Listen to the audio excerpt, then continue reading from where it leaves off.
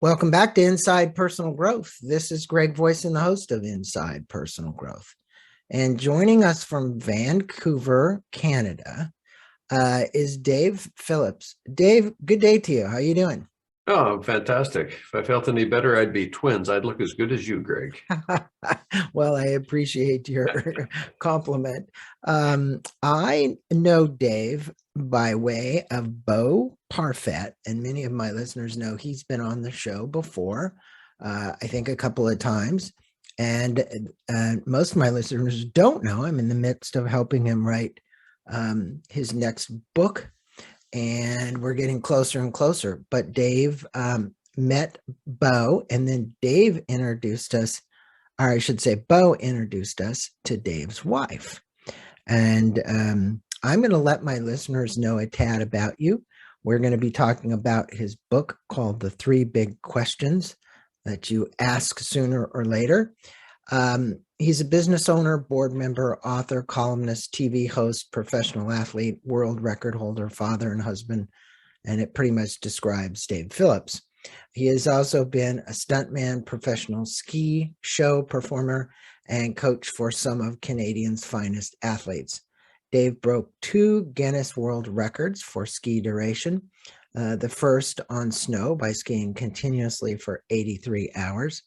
500 chairlift rides and over 340,000 vertical feet. It's a long way, but considering you did that in 83 hours, I could get it. You went up, went down, went up, went down.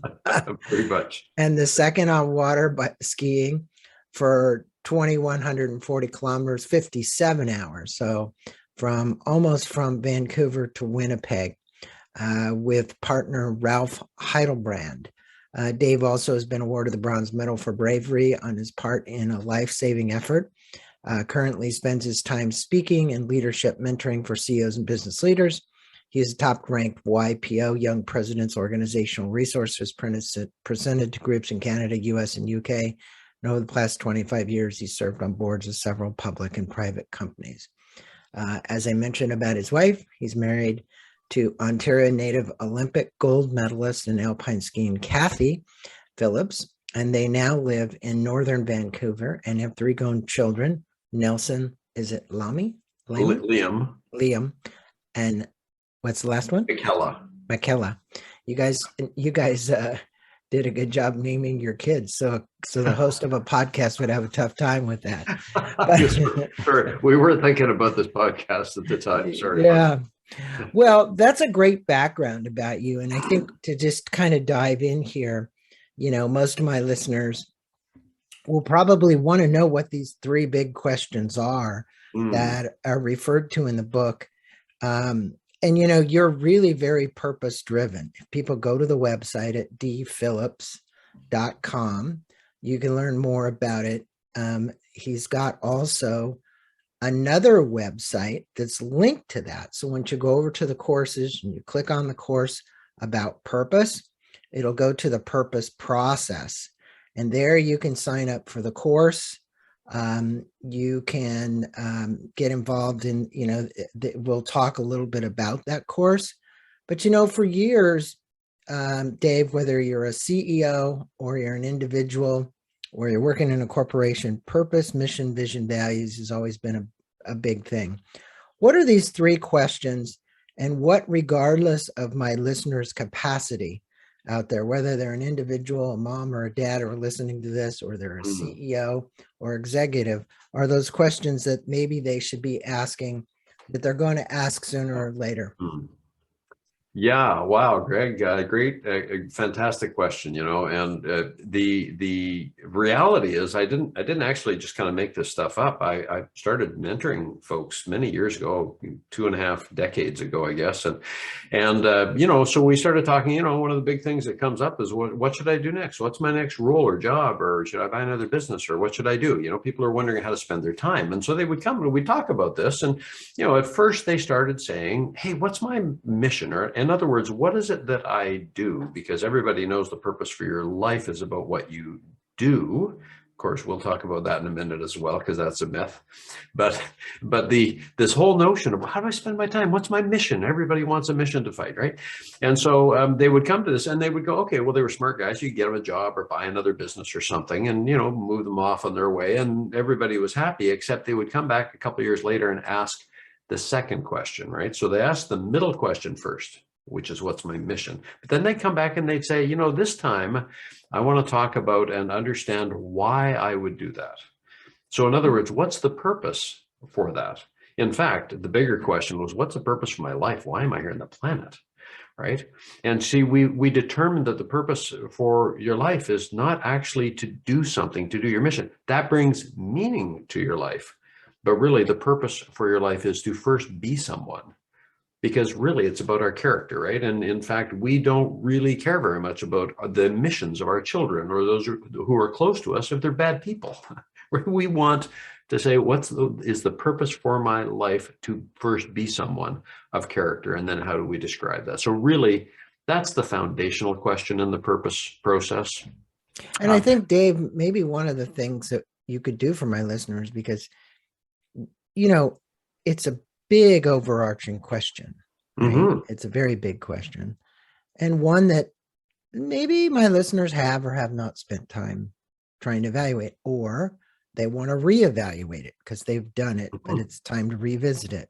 Yeah. And, it centers around values for the most part. And to get a clue to find out your purpose, you really have to have a pretty good idea of your values. Could you speak with us a little bit about helping one define those values, which I'm sure you do in your purpose process course? Yeah. It's got to be part of that course. And how those values help guide and direct them toward finding that purpose, which they then define a purpose statement, I'm assuming. Yep. And then they can start to use that as the North Star. Yeah, well, of course, you stepped on a landmine. Great question again, Greg. It's a very interesting thing. Values exercises make me crazy because they tell kids in university, hey, here's a list of 300 values. Pick 3 and live your life according to that. Well, when I was like 20 years old or right in that age category, I would have picked traveling and snow skiing. And so actually, which is kind of what I did, but then I realized, well, hang on just a second. Like, hey, this is fun, but you pretty quickly learn that you don't want to jump off big things for a living. All due respect to my friends who are still stunt people, and so you realize, hang on a second, what is it that I really value? Well, the reality is, Greg, that there's 3 kinds of values. There's not just one kind of value. And the younger you are, the more likely you will get stuck on what I call activity values. Those are the first kinds of values. Like, I like to travel and snow ski and water ski and do all that. They're fantastic. There's nothing wrong with them. You just can't fully live your life by them. And that's what they're telling kids. Pick your values, live by them. Okay, well, great. But actually, the further along you go, you get a little older and you say, oh, no, I need to think about my competency values or my superpowers. What is it that I do well? What do I value doing? What do I like to do? My passion, for example. And what does the world value enough to maybe pay me so I can eat, right? So these are the competency values. So we have to have these, these activity values are important. The competency values are really important. So the superpowers, but then also below that are the identity values.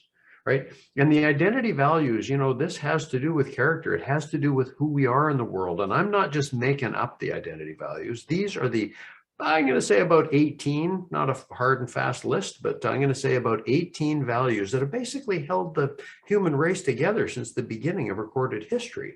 It's the foundation that we build civil societies on. And so this is classically how we have described character. It's the things you want everyone around you to be. Like, you want them to be honest and good and gracious, and you want them to be compassionate, and you want them to have courage and experience justice and humility and grace and so on, right? So these are all things that everybody thinks are good, and they are the things that we describe character with. And this starts the journey to say, if there's these 18, then how can I maybe pick 3 And I'll tell you the dirty little secret is you start to really understand those three, you describe them with the other 17. It's a very interesting process to go through.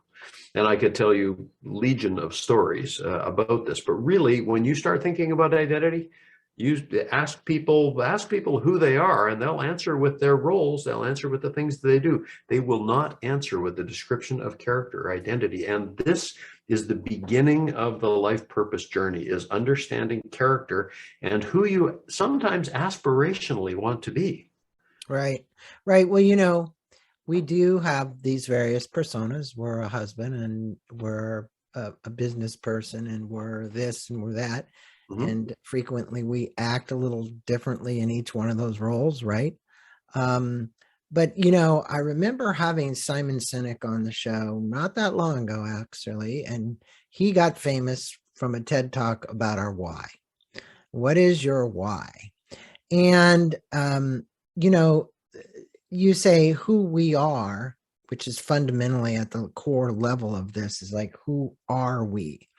That's Right. a question I think people ask for a long time, Mhm. who they are.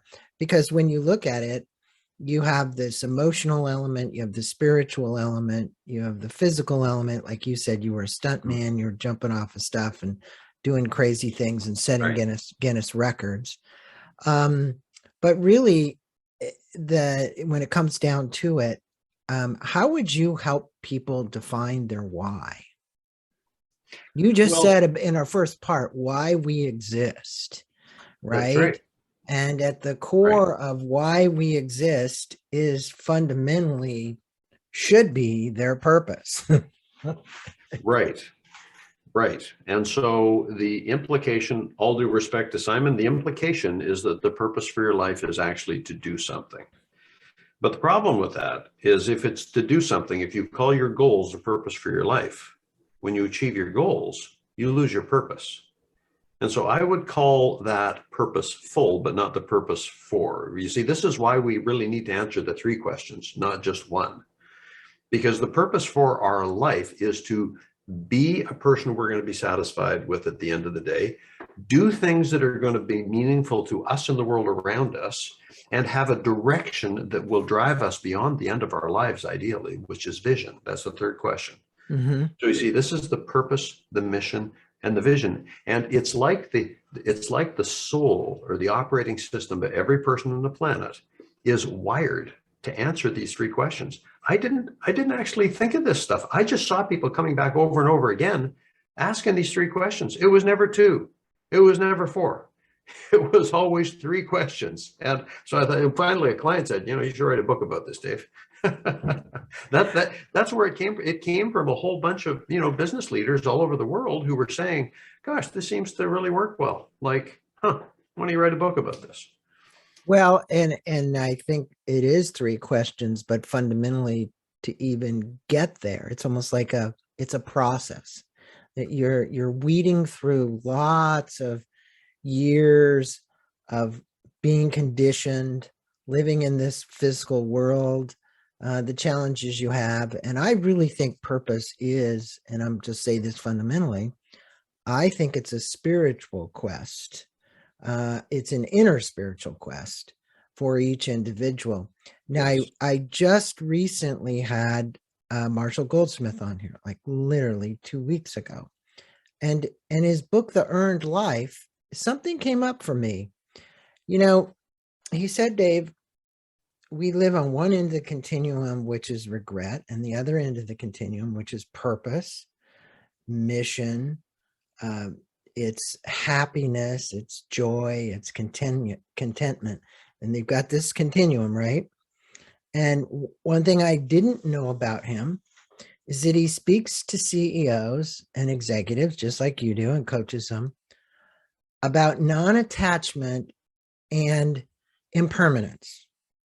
Mhm. And I'm like, those are Buddhist concepts, which I've known for years. And I said to him, I said, Marshall, and I'm going to give you this question too. How can you speak to achievers who are big achievers about non-attachment and impermanence? It's probably not even in their sphere. And he said to me, It's not only not in their sphere, it's like nothing they've ever before been questioned about. And you speak about in your book 4 levels of happiness as described by the great philosopher and teacher Aristotle. And the reason I ask this question is because I'm linking it back to happiness.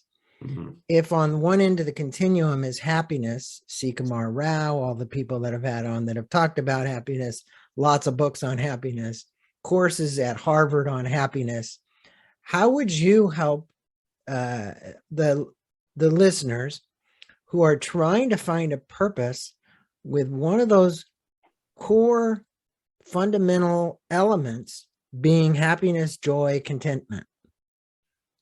So there's 26 questions in there, Greg, just to be clear. Okay.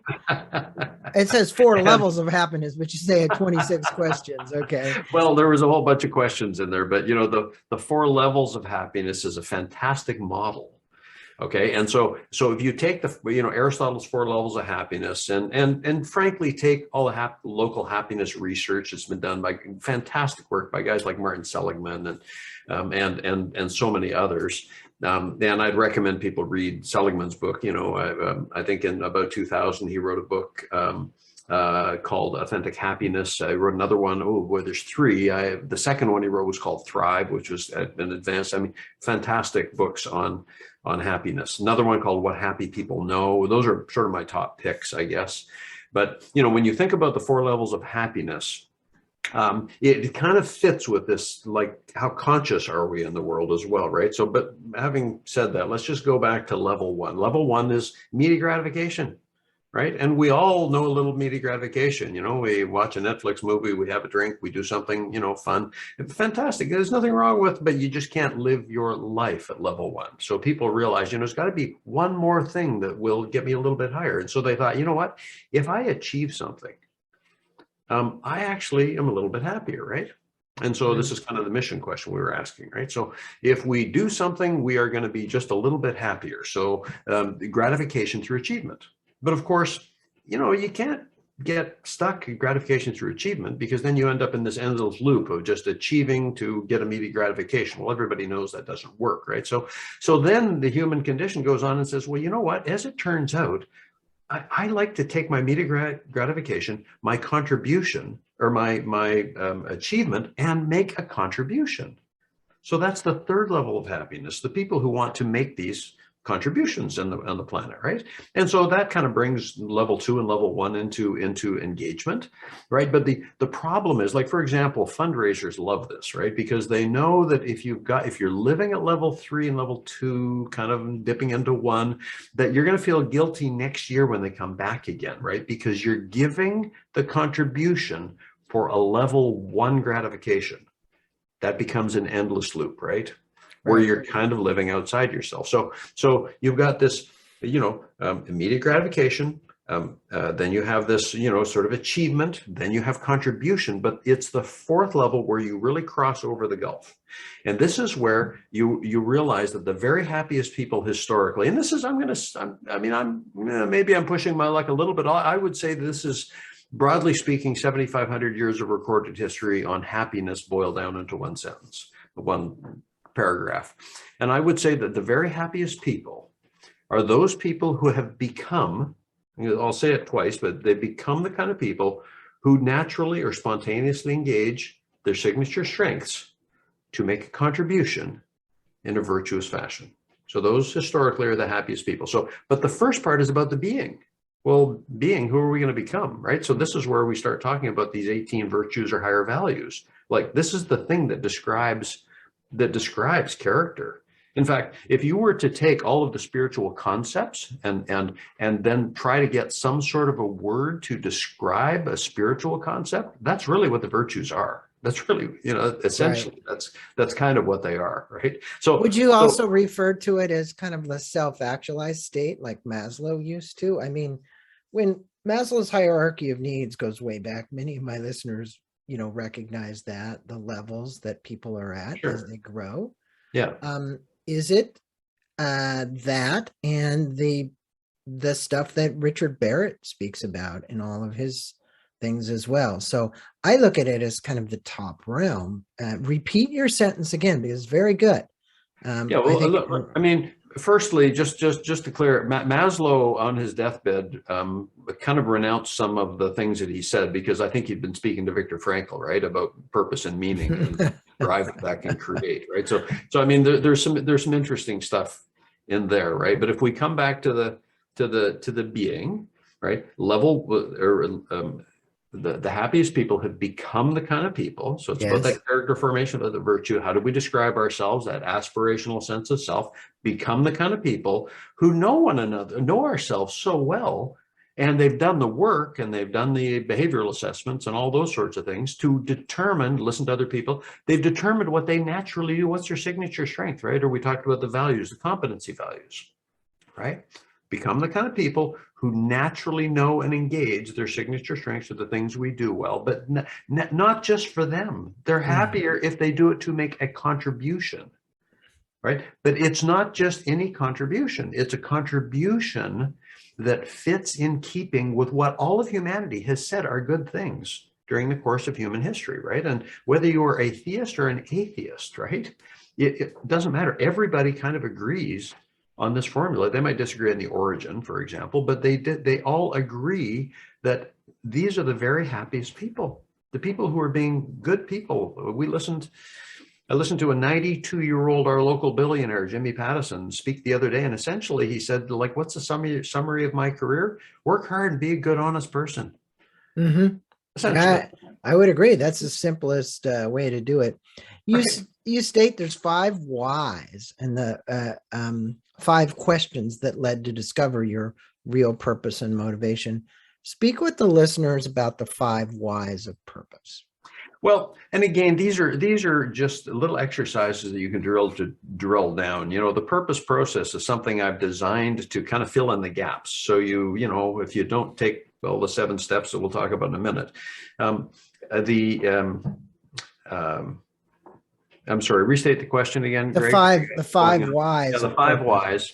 Yeah, so the 5 whys are this exercise that I'd heard of, and I to be honest, the time when this slapped me in the face was when I was breaking this crazy water ski world record. You know, we're out there water skiing, and we had come to, you know, 3, 4, 5, 600 miles. Like by the way, after about 300 miles, everything starts to hurt, and you've got another, you know, 1,000 or so miles to go. And, you know, so you're dealing with pain, right? It's the closest thing, honestly, Greg, that I can think of to being tortured. Because I've never been tortured. I don't think. Maybe my teenagers from time to time have tortured me, but honestly, they're well beyond that stage now. But you know, when you are out there water skiing 3, 4, 5, 600 miles, everything hurts. Like you got 26 bones in each foot. And then you take those and swell up all the connective tissues to that, and then just slap it 20 or 30,000 times. And you tell me how you're feeling. You lose your sense of humor in a hurry, right? Right. And so at about 800 miles, I'm out there kind of desperate going, how am I ever going to ski another 400 or 500 miles, right? Like this is unimaginable, right? Like the closest thing that I could imagine to being impossible, right? And so you would think at that moment, Greg, I would ask myself a question that I should have asked a long time before then. What would that question be? Why am I doing this? Why am I doing this? Right? So you ask the question. Okay, well, so I didn't get to 5. Maybe I did. But I'll tell you the things I can remember clearly. And Greg, I cannot properly put into English what happened in this experience, because it was an experience that you cannot fabricate or make up. But I started asking the question, why are we doing this? And I thought, well, we want to break a Guinness World Record. At that point, who cares, right? I thought, well, why would that be important to break the world record? Well, to raise some money for cystic fibrosis, because it was this terrible, CF is a terrible disease. And so I thought, well, to raise money for this. And I thought, you know what, write him a check. I mean, these are distinct memories I had at that moment of this conversation I was having. And then I asked, well, why is it important to raise money for cystic fibrosis? And then all of a sudden I entered into a daydream. my mind drifted back to the beach, and there was these two little girls, about 4 and 5 years old, named Joan and Allison Brennan. And they were dancing around the beach and having a great time. Both of them had cystic fibrosis. They were the most spectacularly beautiful little girls you could even imagine. And to know that their lives were going to be cut short. And I thought in that moment, Greg, I'm getting goosebumps as I tell the story, even all these years later. Isn't that a strange thing? And as I remembered those two girls on the beach, I thought, can I give them another life breath, another breath, another day of life? If what I'm doing now could give them another minute, another day, another month, from research, from awareness, from whatever we're doing out here, I thought that's enough. And in that moment, I can't properly explain it, but somehow the impossible flipped a switch and became possible. Mm-hmm. There was a whole new gear that I got, and I cannot properly describe it. It's as though I had come to the end of myself and my magical athlete, big, strong guy trying to do all these things in the world. It was like I had come to the end. We did not find out how strong and invincible we were in that event, Greg. We found out how weak we were. And we found out how important others are and how important this contribution is, and to do this good thing.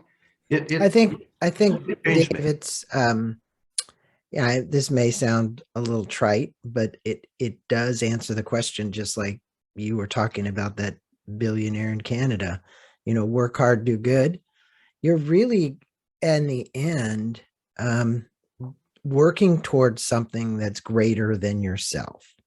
It's like the sum total of so much effort. I mean, your partner was with you, you were doing it, you were trying to break these Guinness Book records.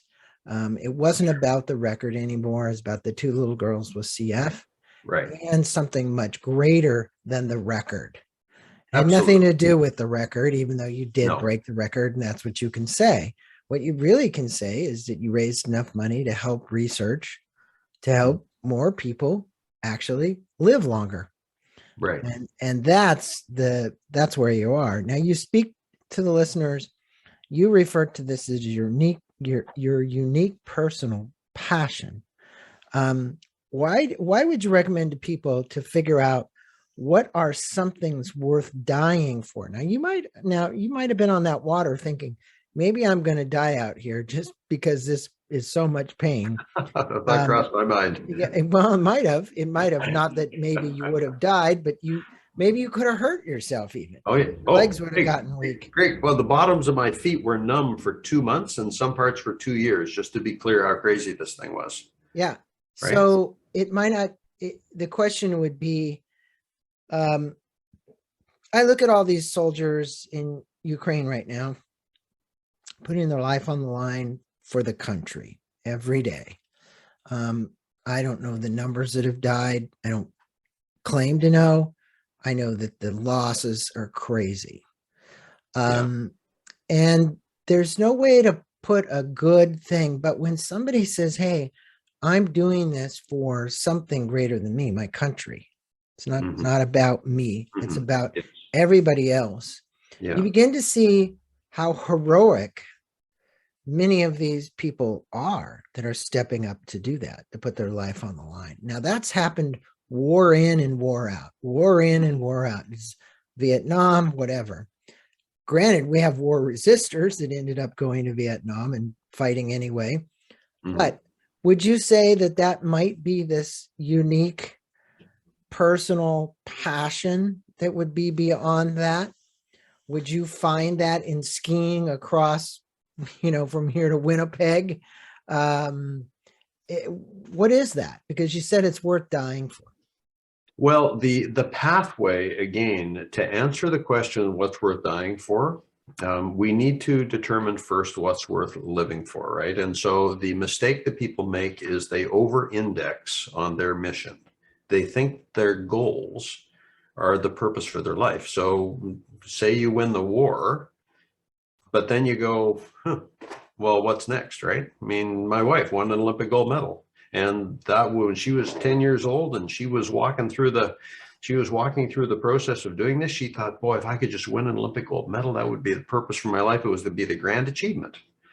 Well, fantastic. She actually won the gold medal. Good news. The bad news is, like, what next? There is no higher goal that you can get in the world of sport. So, if you call your goals or your mission the purpose for your life, when you achieve your goals, you lose the sense of purpose, right? And so this is the grand mistake that people make, and they don't circle back to this more spiritual thing that you were talking about. And we can even kind of despiritualize it for those who are scared by the word spiritual, and say, what are the functional aspects of the sense of goodness or virtue? I mean, I won't dive into this, but I rewrote a definition for love, Greg, because I'm so very disappointed in all of the notions of love as being purely emotional or feeling based or emotion based. It is all of those things. Love is a what I would call a mystical, unifying, generative force. Right. So it's certainly all of those things. All the definitions are written on that. But really, the practical application of it, like how we would teach our young people, teach my daughter how to find a young man and love him. So beyond this mystical unifying force is the practical application of these identity values in relationships with people and planet. Mm-hmm. These are the values that have held us together since the beginning of recorded history, yet we don't talk it. This is essentially how you create all the emotion, by loving somebody in this way.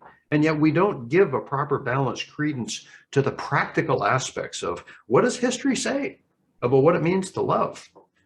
Right? Now, once you've defined all these things, Dave, and you're now speaking about something that's like, okay, what is love? What does this purpose mean?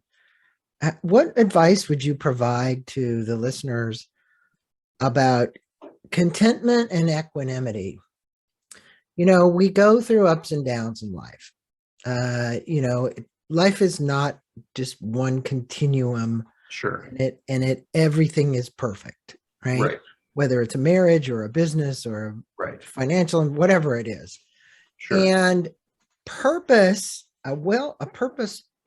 a purposeful person, well-grounded, would, in my estimation, understand equanimity and understand contentment.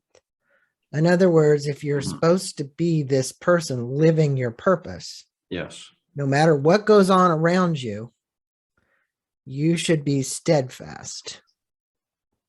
Okay? Right. And what advice would you provide, or what thoughts might you give our listeners about being, how do you want to call it? Equal-mindedness, Yeah. Sure. Well, the foundation of equal-mindedness comes in the balanced application of these higher values and understanding what they are, essentially developing operating principles around it, and then practices. Right. I mean, this is really the view of this. Right now, my view, and I would say a lot of history would support it. Certainly, from a practical perspective, right, like. We've got all kinds of dysfunction running all over the place, right? That blinds us, the father wounds, the abuse that happened, the misgivings that occurred, the broken families, and so on. A lot of that has really taken us out, and people don't take the time necessarily to focus on what those wounds are that are kind of taking them out. And, on one hand, I've heard it said nobody achieved anything with a little dysfunction. On the other hand, I've heard it said that, the dysfunction can take us out. And so having people do the work on what the dysfunction is, what are the things that, consume your mind? Find people to talk to. We are in a better time, the best time of history to be alive, to determine what these things are. Although we're not perfectly clear, boy, oh boy, we're getting closer. And, either talk therapy or different types of modalities can be very helpful for people to figure out how to solve those things so that they can get back onto what I call the center line. Greg, a lot of people ask me, I'm off track. I just don't know quite what I got to do. And I say, well, do you know where on track is? And they go, oh, yeah, I'm not exactly sure. Right. And so this purpose process really is the on track version, not based on what Dave's saying. It's kind of based on what all of history is saying. There's 7 steps. It's what's the purpose for my life? What's my mission? What's my vision? Those are the 3 questions. That's what the book is about. That's where people start, right? But then they would come back later, actually, and they would say, Dave, what do I do with this? Great. What do I do with it? In a practical sense, you live that out through your primary roles. So you'll have different roles. You'll have, community member, father, career, finances, spiritual, personal development, and so on. You'll have 5 or 6 or 7. Based on that, you then set your goals. I'll tell you, the biggest single mistake people make in their lives, Greg, that throw them way off track, is they set goals without first having the context of their roles. So in other words, they become really successful in business and 100 pounds overweight, right? Well, that doesn't work. Or they get in really good shape, but they're broke. Well, that doesn't work either, right? So roles, goals, from the goals, the tasks come. From the tasks, it's a task to populate your calendar. Most people are living in their tasks and their task list and their calendar, and then they go, oh, I better set some goals. And then, I better decide on some roles. And then it's, why am I doing all this stuff, right? And usually the younger you are, the closer you are to the 7th step. The older you get, the more you are focused on purpose. People usually start asking the questions around 25 years old.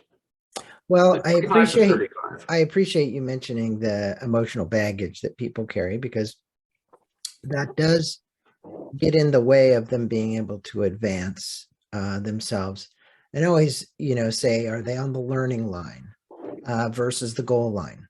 The learning line looks at all of these experiences in life as an opportunity to transmute it, learn something from it, and move forward. Sure. Versus just checking off the box. I made this goal, as you said. Okay. Mm-hmm. So, and the learning line is a continuum. It doesn't end once the goal has been achieved. So that's important. And I'm glad you mentioned that. Now, in kind of summarizing here, you have these 3 questions, but you also have this course called the Purpose Process. Mm-hmm. Can you give the listeners 3 takeaways on what you think would really be important for them to consider maybe applying somewhere in their life that could help them move beyond, as you keep referencing, a goal, but more a purpose? And what would those be? Well, the 3, I guess the 3 takeaways, the 3 things that I'd like people to really think about is, that firstly, life purpose is 3 questions. It's not just one, right? So ask the question of sort of the who am I, the why do I do what I do? It's really an identity question, right? The second one, what's my mission? It's where we spend all of our time, the universities and schools and so on. That's where they spend all their time.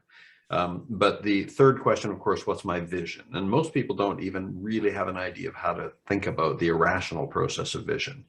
But you will never do so well unless you understand the mission and the purpose. So it's those first three questions. There's 3. There's not just one question.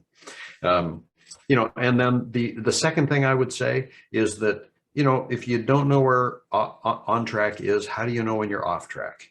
We must come back to this place where we start thinking about what are the central values that define my character, my purpose? What is my mission? What am I good at? Where's my center line in terms of my signature strengths, how I spend my time? What is my stated vision? Where do I want to take all this, right? And then the roles, the 7 steps, right? The purpose, mission, vision, roles, goals, tasks, calendar. How is it that I can build my center line so that I can be clear?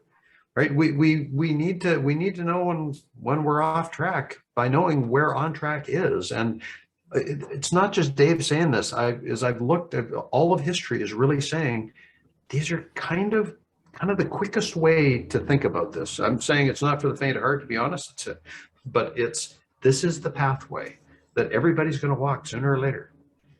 And I suppose it is, and I think for my listeners, and they've heard me say this before because I've done other shows on purpose, but it's worth repeating. I used to teach a course that Kevin McCarthy created called The On Purpose Person. And I became a facilitator for that. And After 2 days in the course, now your course, I think, runs anywhere from 6 weeks to 10 weeks, you say, and it is online. So people can go online and watch the videos and do the exercises and so on. But mine was a 3-day, 8-hour per day course. So however many hours that is. Yeah. At the end, I defined my personal purpose, which hasn't changed, and is I exist to serve, to inspire passion. Now, for me, what did that mean? Why do I do this podcast? Sometimes people ask, you've done 950 plus episodes of the show. Well, number one, this is my learning ground. I learn from everybody that I interview. Number two, it's my way to disseminate information to the world to inspire people to actually make that change. And it's moving people from, and here's the most important point, a point of confusion and misunderstanding about something to understanding and being clear, right? And so when I say passion actually can be defined as getting somebody from not having clarity to having clarity about where they want to go or what they want to do. And to me, I think in life, somebody like you can help somebody get clarity around their purpose is very important. Yeah. And we help, meaning you as thought leaders, facilitators, light workers, or whatever you want to call us. Our role is to help the people do that. And Dave, I want to thank you for being on the show, spending time with me, articulating what this is, what the questions are people should be asking. And then I'm going to direct all of my listeners to go to Amazon to get either the audiobook or to buy the book. And then we'll go to his website, which is dphillips.com. That's where you can learn about more of his corporate stuff. Yeah, then there's a link to buy the book on the website as well, which might be the easier pathway. Okay.